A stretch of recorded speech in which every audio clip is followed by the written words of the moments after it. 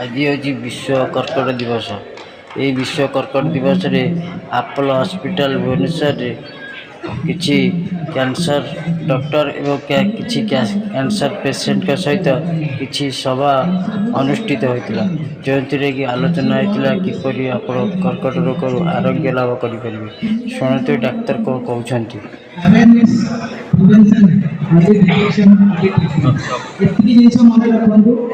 जानतु cancer कौन कहीं हुए केमिति हमें ताको प्रतिरोध करिपरिबा भलो लाइफस्टाइल स्मोकिंग अल्कोहल सब हम सुनि साले केमिति आगो जानिबा केमिति आगो अर्ली डिटेक्ट करिबा आ केमिति ताको अर्ली ट्रीटमेंट करके भलो करिबा एतिकी मन रखो जो किछि मन रखिया दरकार नहीं एडिक्शन लाइफस्टाइल मेंटेन करी रखंतु एडिक्शन को छाड़ी दियंतु आ किछि सुनिबा दरकार नहीं खाली prevention early detection early treatment एतिकी जिंसी मन रखो जो किछि मन रखंतु नहीं मोर आपण मानक एतिकी अनुरोध जेतिकी आपण जानिबे विषय कैंसर विषय आपण जेतिकी जानिबे सेतिकी आगो को भलो करे। मोर जने पेशेंट थिले तांको गर्भाशय कैंसर तांको हम ट्रीटमेंट करितलो तांकर जे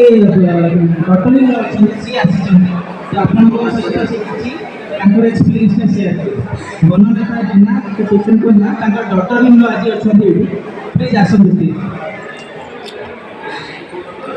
बेसी टाइम आपण को नेबेनी किंतु तांको एक्सपीरियंस से शेयर करियो। गुड मॉर्निंग समस्त आम विष्णुप्रिया महापात्र सार जो समय सर कहे पेसेंट को बहुत आसी एक्चुअली पेसेंट सूरत में थे फर्स्ट टाइम आसली संगे कथा तो first impression is last time जो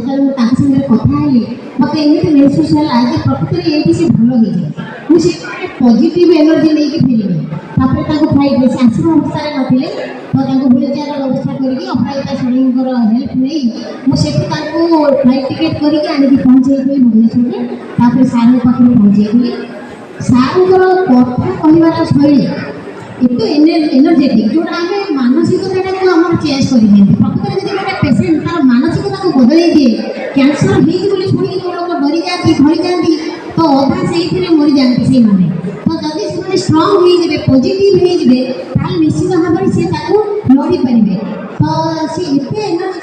भर देते से लास्ट मोमेंट पर्यटन भी जापार नी से जड़े कैंसर पेसेंट बोले मुझे डाएट प्लान हिसाब से चेंज करी डाएट प्लान को मुझे पूरा जगिकी रखी से संपूर्ण क्लियर हो जाती आउ से समय प्रसारण को मन भी रखी द्वितीय कथा कहली ओंकोलॉजी आसिस्टांट थे स्मृति मैडम बोली टाइटल मुझे जानी बहुत मीठा कथा देखो जो आसे सी हैंडल करती घूमी भगाती सी जापारती से गोटे पेसेंट आईका सब डॉक्टर मान धन्यवाद देवी कि समस्त सहित मुझे संश्लिष्ट नहीं संपर्क नहीं कि समरेन्द्र सार भर ये कहली सी गोटे जोटिल लोक और बाणी अमृत धरे आ विशेष कर देखी से गरीब लोक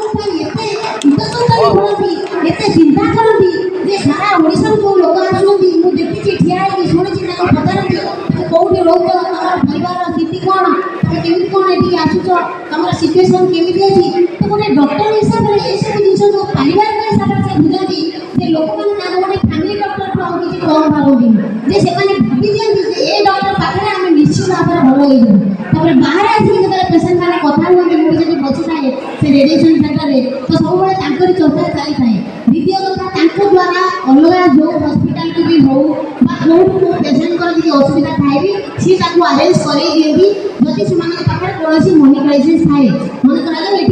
पार ना सी फ्री ऑफ कॉस्ट में चेष्टा करते से डॉक्टर मान रिक्वेस्ट करके ट्रीटमेंट कर